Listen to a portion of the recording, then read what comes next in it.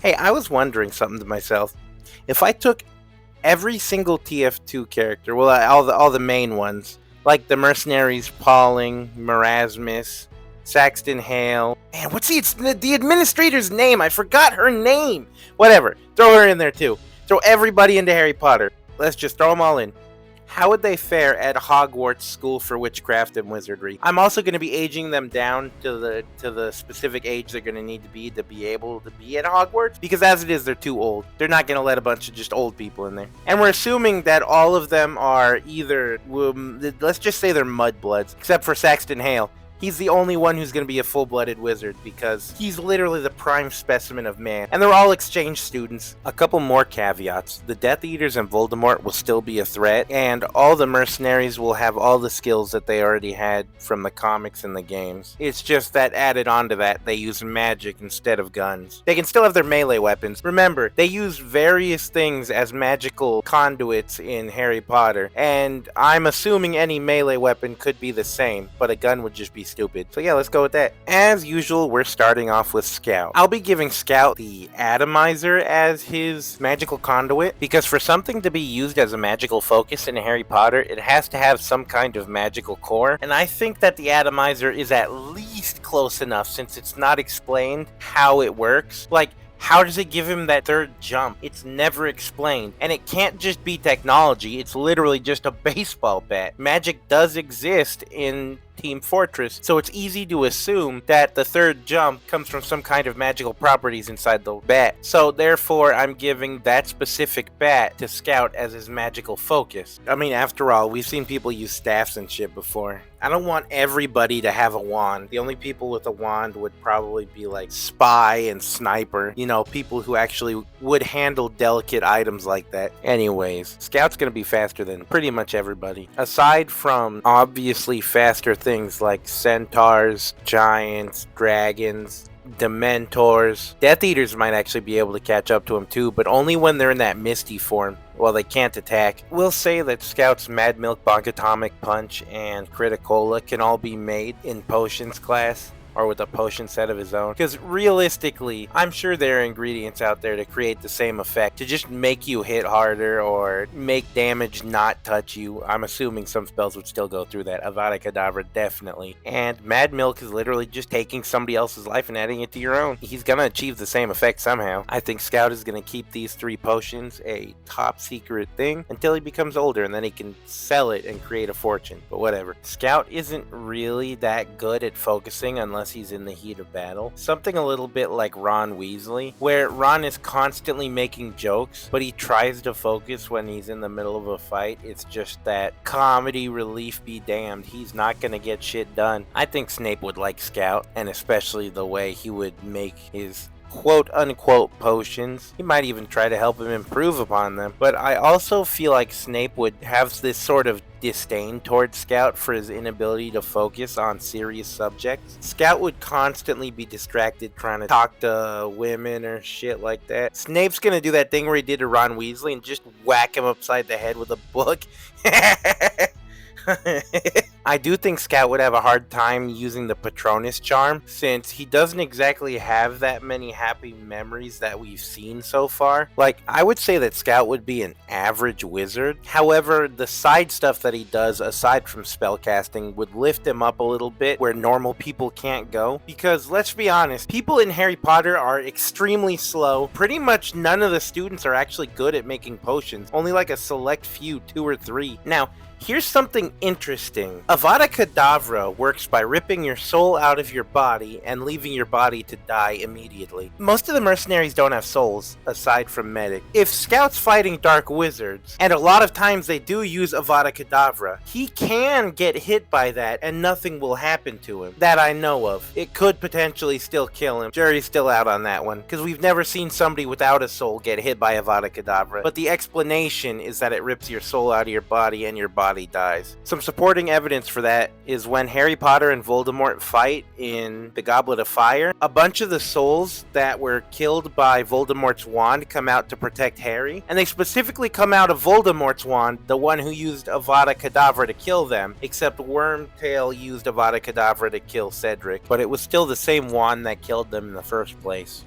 whatever. It doesn't really change much. I mean, Voldemort's just gonna kill you every other possible way, anyways. Yeah, all you're doing is taking out the one spell he has the most practice with. That's about it. All right, next up we got Soldier, and since all he has is a bunch of shovels and pickaxes, you know what? I'll actually give him the Equalizer. I'll give him the Equalizer as his magical focus. Why not? He could literally go to any wand making person and ask them to insert the pieces of the wand into the wooden hilt of the pickaxe. It's really not that hard. Hagrid's umbrella uses pieces from his destroyed wand, and his umbrella isn't fully wooden, so you know what? I'll make an exception this time. You know what? I didn't talk about what houses I think they'd go to. I think Scout would be the only Hufflepuff. I don't know where the hell you would put Soldier. That would be a complete mystery to me. He doesn't particularly fit into any house. I personally would give Soldier Ravenclaw because he's not particularly honorable, which means he shouldn't go to Gryffindor. He's not really a good person, but he's not really a bad person either. He's just mentally ill.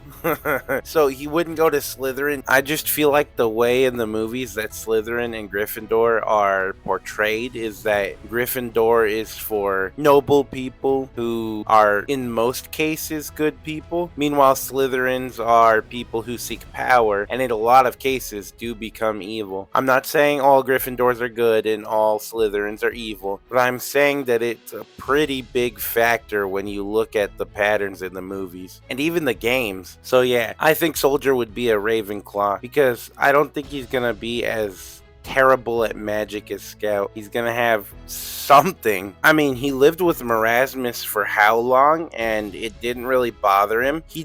Whenever he got into an argument with Marasmus, he didn't give a shit that Marasmus can do magic. He just went up and beat the shit out of him. I feel like Soldier would be able to hold his own against most wizards, especially if he gets close to them. He won't need to use any magic. He'll be able to just beat the shit out of them with his bare hands. If he gets a hold of their wand, he's probably one of the only people that would actually just snap their wands. I don't know how tough wands in Harry Potter are, but beam struggles have caused them to destroy themselves. So I don't know how strong they are. I'm assuming Soldier can just crack one in half if he takes it from somebody. And then you gotta go right back to buying another wand. Soldier would actually go wandering through the dark forest and not give a shit about everything that's around him. How were there that many spiders in the same place and the ecosystem didn't collapse? Whatever, I'm gonna stop ranting now. But yeah, no, I think most wizards, Soldier's probably not even going to use magic as much as somebody like Scout would. Scout would have to rely on magic. Soldier would have to only use magic when it's his last option. Because, again, he has a pickaxe. He's just going to hit you in the face with it. Yeah. Soldier might actually have a really good Patronus charm. He has so many happy memories to draw from because he's almost never sad. I think Soldier's main spells would be a lot of control stuff, pushing people around with like Levioso and Depulso, stuff like that. Just dragging him around like a pinball machine.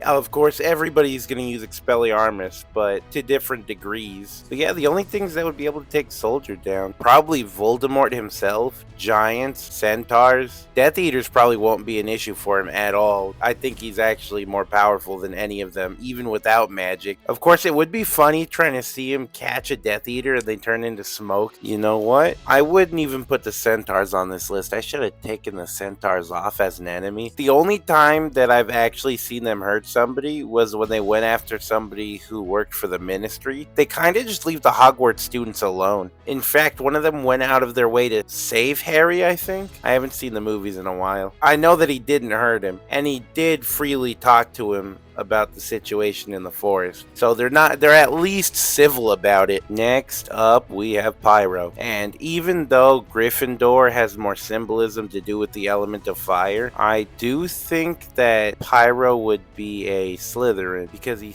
seeks out fire as an obsession. It is power to him. Fire is power to him. Would he even be able to be taught magic? I have no idea. Would they just straight up expel him from the school when they realize they can't communicate with him properly? Or would they find a magical means to communicate with him without him hurting people? Of course Pyro would learn Incendio pretty quickly, but I don't know. It's a toss-up if he'd learn Confringo. That one is a fire spell, but technically it's more of an explosion that's concentrated in one area. I don't know, he'd probably learn it. Maybe he'd learn how to make giant fire snakes like Voldemort, or control fire like Dumbledore. He'd definitely take an interest in Dumbledore's Phoenix. Not because of the healing properties, because it's practically made of fire. Maybe he'd want to learn how to become like a Phoenix and be reborn when he dies. And he's definitely not the kind of person to use Petrificus Totalis. He's the kind of person to walk in and fight you like face to face. Demo Man would probably be a Gryffindor.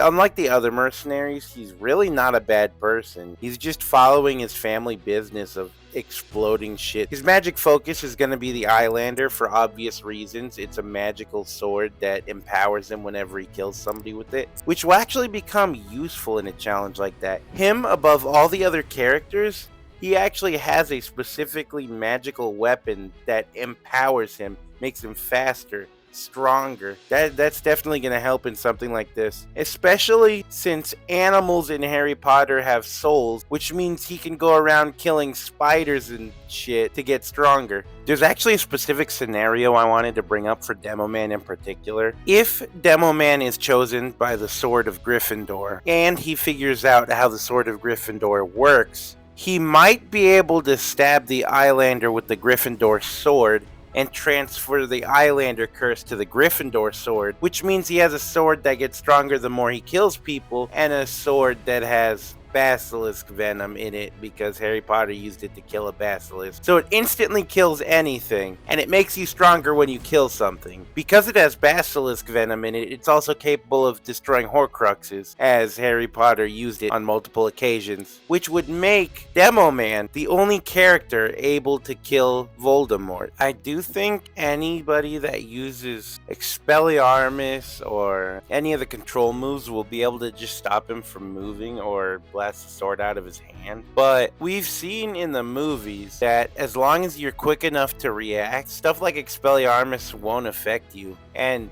this is coming from people who hold their wand with one finger. Demo Man will be holding his sword with two hands. And I can't really say that any of the witches or wizards are actually faster than Demo Man, because the only time I've seen them catch projectiles in the air is when arrows were shot at them. They deflect spells, but I don't think there's a cannon speed for how fast spells go in Harry Potter. So all I can really give any of the witches and wizards are above human reaction speeds. Like, has anybody dodged lightning? I think everybody who's had lightning shot at them have been hit by it. So as long as Demo Man pays attention to specifically what kind of people are around him, I don't think he'll be caught off guard. And his love for explosives would definitely catch some wizards off guard, because I don't think they actually have anything to deal with explosions in Harry Potter, other than what, Protego? But Protego works on magical explosions. I don't think it's ever been proven to work on real explosives. I think Demo Man would dominate in Harry Potter, honestly. Next up, we have Heavy Weapons Guy. And since I don't believe he's the kind of person to use a wand, I'll give him a staff, because all of his weapons are literally just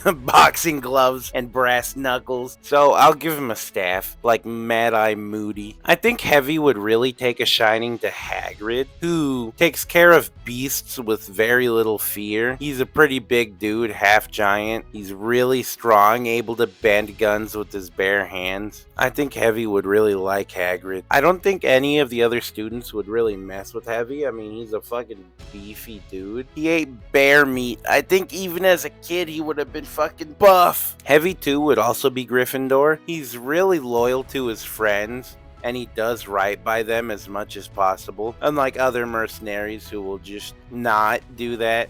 Heavy would be the kind of person to spam stupefy for the for the shits and giggles, because it just throws people backwards every time. I think, is it stupefy that knocks people back, or is it depulso? I think it might be depulso. I'm not looking it up, but yeah, that's something that Heavy would do. He'd spam the ever-living shit out of knockback options, never giving his enemy the chance to actually get up and fight. Either that, or he'll let them get up and fight, and the second they bring their wand up, Expelliarmus! Done! What does a Russian sound like when they say Expelliarmus? I think that Heavy would see Protego as a spell meant for cowards. Tiny baby man use Protego. Engineer will probably be a Ravenclaw. I'm going to give him the Southern Hospitality. I think that's the bleed one. Engineer will probably start learning about magical constructs, and imagine if he made sentry guns that just shoot magic spells. I don't know how he would be able to change it to use a different spell, but I'm sure it would start out with just the basic cast, just shooting bolts of magic that damage people. I can just imagine Engineer putting these defenses outside of his dorm room. What is it? Wait, man, I never saw the Ravenclaw room. How do you get into the Ravenclaw room? Aren't you supposed to solve a puzzle or something every time? And it's still unconfirmed whether Engineer's hand is actually mechanical or not, because it's the same hand with the glove on it and you don't see under the glove. So maybe he'll have a magical robot hand under there, able to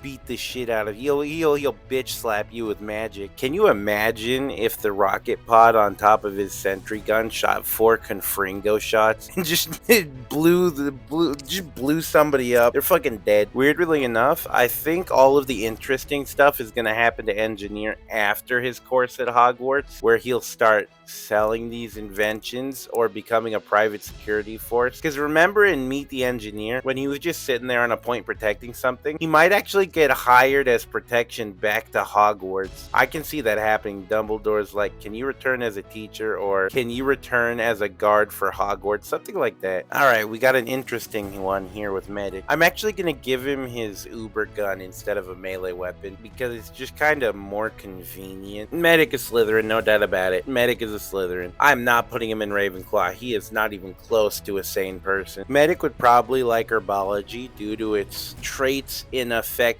humans. Like, there's so many different medicinal purposes. They got spells that make you do more damage with your magic, spells that turn your skin to stone. Well, not spells, potions. Potions do all this shit. Potions that increase your casting speed. They got potions that just heal you. They got plants that attack people. They got one that shoots venom, one that bites people, and one that screams really, really loud. Where I think Medic will really come in handy is Horcruxes. So, one night, Medic's just reading in the restricted section of the library, and he comes across something really odd about an ancient and rare piece of magic, Horcruxes. So he goes to figure out what those are. And let's say he does figure out what a Horcrux is. Well, Medic also has the ability to take souls out of other people and put them in himself. So if those souls become his souls, then he can start spreading Horcruxes around without ever having to split his own soul, and therefore not becoming tainted like Voldemort.